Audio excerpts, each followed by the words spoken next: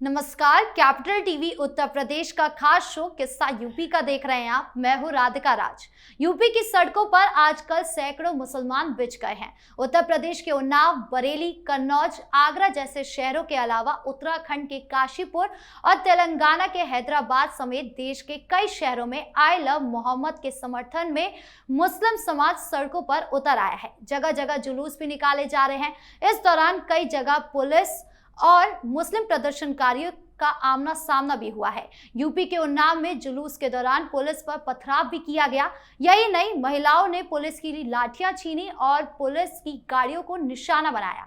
ऐसे में सवाल यह है कि आखिर ऐसा क्या हुआ कि मुसलमान आई लव मोहम्मद बैनर को लेकर सड़कों पर उतर आए हैं, जुलूस निकाल रहे हैं। इसी पर चर्चा करने के लिए मेरे साथ स्टूडियो में मौजूद है कैपिटल टीवी के executive editor Rajeev Kumar. Sir, आपका बहुत बहुत स्वागत। धन्यवाद। सर, ऐसा अचानक क्या हो गया कि मुसलमान को सड़कों पर आना पड़ा? देखिए, मुसलमान ये सड़कों पर आए, प्रदर्शन करे, इसके लिए किसी कारण की जरूरत नहीं है जी। ये दिमाग में चलता रहता है इसका कि कब मौका मिले सड़क पर प्रदर्शन करने के लिए।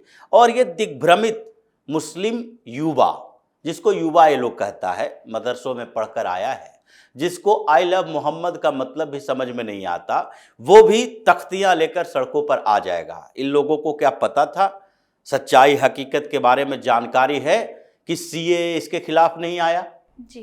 अगर सीएए एक कानून बना जिसमें भारत के बाहर यानी अफगानिस्तान, बांग्लादेश, पाकिस्तान, इन जगहों के गैर अल्पसंख्यक लोग, यानी कि जो अल्पसंख्यक है, वहाँ के बहुसंख्यक मुसलमान है, तो अल्पसंख्यक जो है वो हिंदू, सिख, ईसाई हो सकता है, उन लोगों को भारत आने पर नागरिकता में सुविधा दी जाएगी। इससे इनके नागरिकता छीनने का क्या मतलब था? फिर भी उतर गया था तख्तियां लेकर सड़कों पर, क्योंकि इन लोगों के कानों में बताया जाता है, भरा जाता है। ये जो आई लव मोहम्मद है, ये आई लव मोहम्मद का मतलब मोहम्मद के समर्थन में ये नहीं आया जी। ये आया है वक्फ के समर्थन में।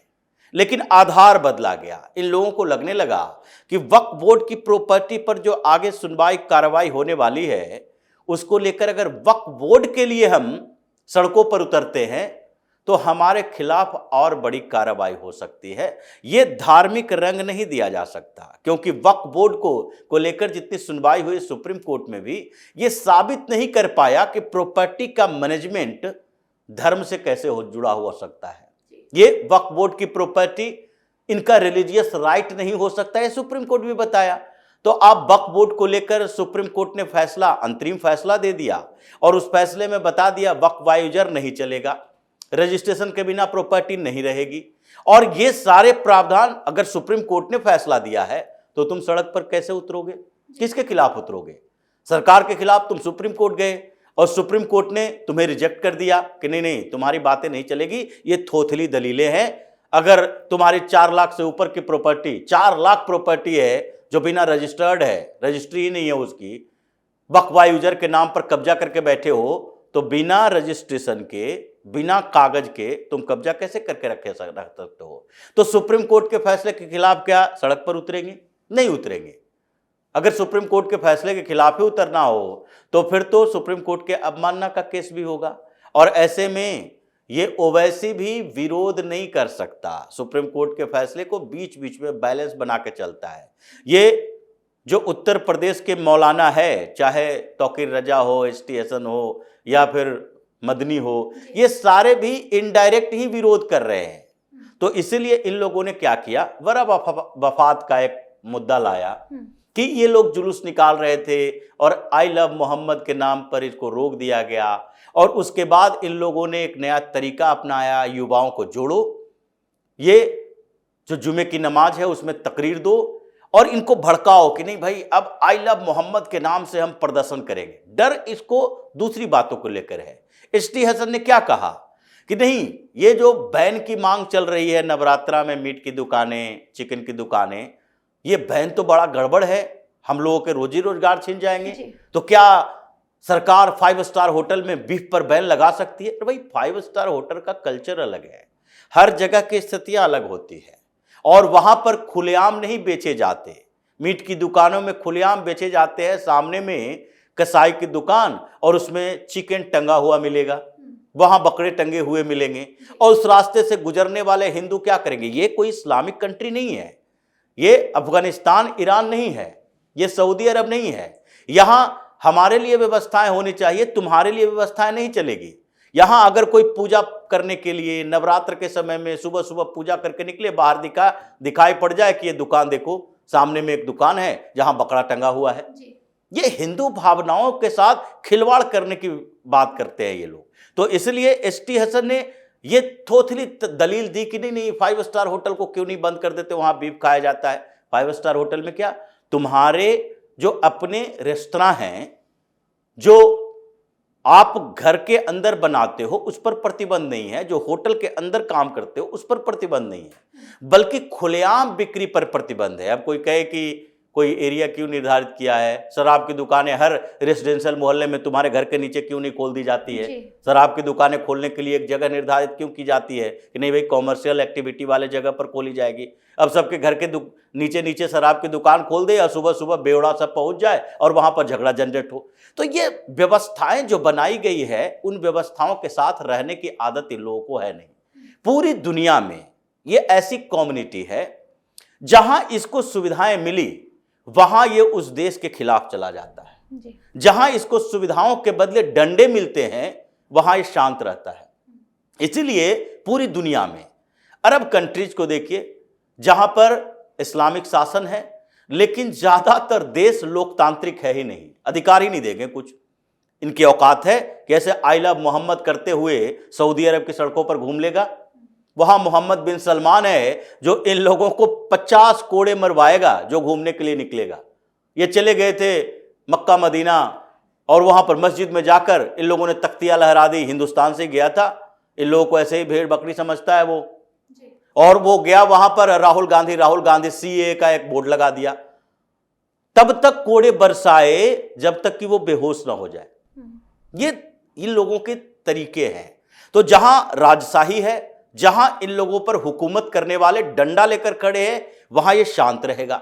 जहां इन लोगों को थोड़ा अधिकार मिला, भारत के अंदर अधिकार मिला, लोकतंत्र साथ ही सेकुलरिज्म का चोंगा पहने हुई सरकार, और उसके बाद इसको अधिकार मिला, यहां पर हंगामा करेगा, विरोध करेगा, प्रदर्शन करेगा, दंगा पैदा करेगा। इन लोगों को फ्रांस में जगह दी गई, ये सीरिया से, ये अरब से, और उसके बाद अफ्रीका से बोको हराम है जो मारता है और वहां से भाग भाग के यूरोप जाता है, फ्रांस ने शरण दी।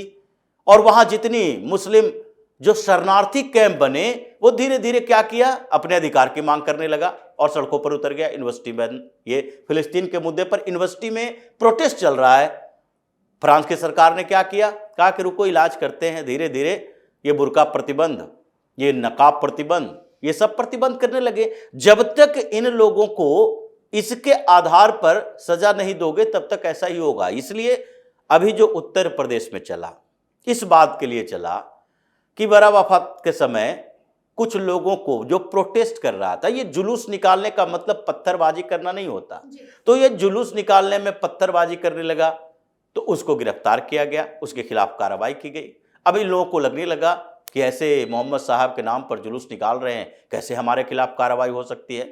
आई लव मोहम्मद लिखना कैसे गलत हो सकता है? आई लव मोहम्मद लिखना गलत नहीं हो सकता, लेकिन आई लव मोहम्मद लिख के आप प्रदर्शन करोगे तो गलत ही है। बट कहा जा रहा है कि ओवैसी की वजह से ही ये ट्रेंड शुरू हुआ है, उन्हीं ने इतना ट्रिगर किया अपने एक्सपोज के जरिए, जिसके बाद इस तरीके का विवाद देखने को मिला। ये केवल ओवैसी की बात नहीं है, ओवैसी तो आजकल मुसलमानों का सबसे बड़ा नेता बनने की कोशिश में लगा है। यही तो बात कर रहे हैं कि ओवैसी ने पोस्ट लिखा था आई लव मोहम्मद से पहले, जब सुप्रीम कोर्ट का फैसला आया। मदनी ने मीडिया में बातचीत की थी, क्योंकि जमीयत की तरफ से ये वक्फ बोर्ड की प्रॉपर्टी को लेकर सुरक्षित रखने के लिए सुप्रीम कोर्ट जाने वाला ये भी है जमीयत वाला, और इसने कपिल सिब्बल को वकील रखा था। उस समय इन लोगों ने दबी जुबान से बोला सुप्रीम कोर्ट का फैसला हम लोगों के पक्ष में नहीं है, समर्थन में नहीं है, लेकिन करोगे क्या, अब उसके खिलाफ प्रदर्शन तो करोगे नहीं। तो इसने एक नया तरीका अपनाया, आई लव मोहम्मद, ये सोशल मीडिया पर लिखते हो, ठीक है, आई लव मोहम्मद का के सड़कों पर जुलूस निकालोगे। और ये जो परेशानियां पैदा हुई, ये इस बात के लिए हुई कि जहां शोभा यात्रा निकल रही है, जहां नवरात्र का पंडाल लगा है, दुर्गा पंडाल लगा है, उस जगह पर जाके आई लव मोहम्मद का पोस्टर लगा दोगे। तो ये हिंदुस्तान है, ये भारत है, यह इस्लामिक कंट्री नहीं है। तुम लोग यहां रुके रहे इसीलिए क्योंकि हिंदुओं ने तुम्हें माफ कर दिया। पाकिस्तान के विभाजन का जिम्मेदार यहां का एक एक मुसलमान था, लेकिन हिंदुओं से पूछा नहीं गया। और कुछ कांग्रेस के नेताओं ने तय कर लिया कि हम हिंदुस्तान को सेकुलर कंट्री बना के रखेंगे, भारत जो है उसमें मुसलमान भी रहेंगे, और इन लोगों ने बड़ी कॉन्स्पिरेसी कर ली। तो खैर, अभी की जो स्थिति है उसमें तेलंगाना में इसका कुछ नहीं होने वाला। ओवैसी पोस्ट लिखा, तेलंगाना में मुसलमान प्रदर्शन करेंगे, उसके खिलाफ कार्रवाई कौन करेगी? जी। सरकार है कांग्रेस की, तो वो कार्रवाई करेगी नहीं। इसीलिए इन लोगों ने क्या किया, उत्तर प्रदेश में जो हो रही है उसमें कार्रवाई शुरू हो गई। 64 से ज्यादा लोग गिरफ्तार हुआ, एफआईआर दर्ज हुआ। यहां पर तो कोई ऐसे आप लोगों को माफ नहीं किया जाएगा, अगर जैसा करोगे वैसा भरना पड़ेगा। ये योगी सरकार की नीति है। और ये जो आई लव मोहम्मद का नारा लगा रहा है और ये प्रोटेस्ट की कोशिश में लगा हुआ है, ये जानबूझकर ये काम कर रहा है कि 2-4 जगह एफआईआर दर्ज हो, हंगामा हो, मारपीट हो, इन लोगों को सजा दी जाए, गिरफ्तार किया जाए, बुलडोजर चले घरों पर, और उसके बाद क्या करे, और बड़ा आंदोलन करे। और ये आंदोलन का मेन मकसद ये वक्फ बोर्ड पर चल रही कार्रवाई को बचाना है। इसका मकसद आई लव मोहम्मद करना नहीं है। उससे क्या फर्क पड़ जाएगा? तुम मोहम्मद से प्रेम करते हो, हम नहीं करते जी। अगर तुम मोहम्मद से प्रेम करते हो तभी नमाज पढ़ते हो, तभी मस्जिद में जाते हो, तभी घर में भी अपने कल्चर को, इस्लामिक कल्चर को संजो के रखे रहते हो, अरब से लेकर आए हो, तो तुम करते हो, इससे हमें कोई फर्क नहीं पड़ेगा। लेकिन तुम अगर मोहम्मद से प्यार करते हो तो दूसरे के लिए नफरत का कारण मत बनो। तो बात यहीं से शुरू हुई है और इन लोगों ने एक नई कॉन्स्पिरेसी की है, मुद्दे तलाश रहे हैं कि ऐसे कुछ मुद्दे मिल जाए, ऐसे प्रोटेस्ट में 2-4 जगह गोलियां चल जाए, 2-4-10 लोग मारा जाए, और उसके बाद ये लोग बड़ा प्रोटेस्ट करें ताकि सरकार नरम पड़ जाए कि वक्फ बोर्ड पर अभी कार्रवाई कम कर दें। क्योंकि यही मदनी ने कहा था कि यह सामान्य स्थिति नहीं है। वक्फ यूजर के नाम पर 4 लाख से ज्यादा प्रॉपर्टी है मुसलमानों की, और 1,19,000 तो सिर्फ मस्जिद है, 1,50,000 से ज्यादा कब्रिस्तान है। तो ये सारे छिन जाएंगे, उससे पहले ये कोई कोशिश करो। तो एसटी हसन हो, तौकीर रजा हो, रिजवी हो या मदनी हो, ये सारे लोग मिलजुल कर उत्तर प्रदेश में ये फिर से एक प्रोटेस्ट ऑर्गेनाइज करना चाहता है। मकसद वक्फ है और मकसद योगी के खिलाफ प्रदर्शन है। आधार आई लव मोहम्मद को बनाया है कि इससे युवा जुड़ता है। आजकल पूरी दुनिया में ये एक नया ट्रेंड चल रहा है कि युवाओं को जोड़ो, और ये मदरसा छाप युवा, जिसको जेन जेड का मतलब पता नहीं है, ये तो पैदा होते हैं बुजुर्ग बन जाते हैं, पैदा होने के बाद ही इनको इस्लामिक गुट्टी पिला दी जाती है, धार्मिक गुट्टी, मजहबी गुट्टी। तो इसलिए इन लोगों को बाहर किया गया है और वो प्रोटेक्टर बनने की कोशिश कर रहे हैं, लेकिन इससे होगा कुछ नहीं।